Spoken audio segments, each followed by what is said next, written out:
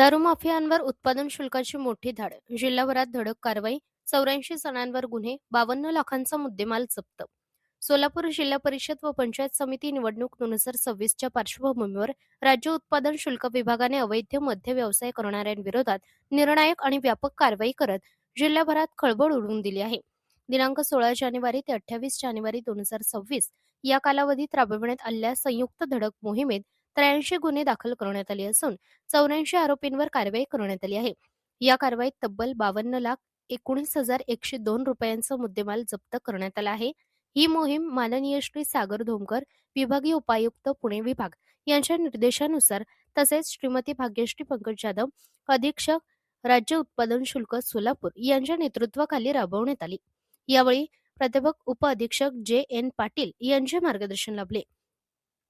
कारवाईत जप्त मुद्देमाल. या धडक कारवाई दरम्यान 24,075 लिटर रसायन, 1,626 बल्क लिटर हातभट्टी दारू, 393 बल्क लिटर देशी मद्य, 189 बल्क लिटर बनावट देशी मद्य, 386 बल्क लिटर विदेशी मद्य, 1,189 बल्क लिटर गोवा बनावटीचे विदेशी मद्य, 17,000 बनावट बुचे, 80 बल्क लिटर लिअर, 625 लिटर ताडी, 3 चारचाकी व 7 दुचाकी वाहने असा एकूण 49,67,102 रुपयांचा मुद्देमाल जप्त करण्यात आला आहे. सांगोला, निजामपूर येथे 346 ली बनावट विदेशी मद्य, बनावट बुचे व लेबले जप्त. 5.3 लाखांचा मुद्देमाल. एक आरोपी अटक.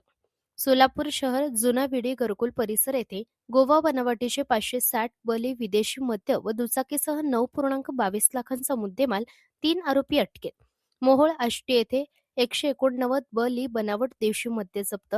84,000चा मुद्देमाल जप्त. 1 आरोपी अटकेत. खवणी मोहोळ येथे 225 ली गोवा निर्मित विदेशी मद्य जप्त. 2.52 लाखांचा मुद्देमाल हस्तगत. ढाब्यांवरही कारवाई.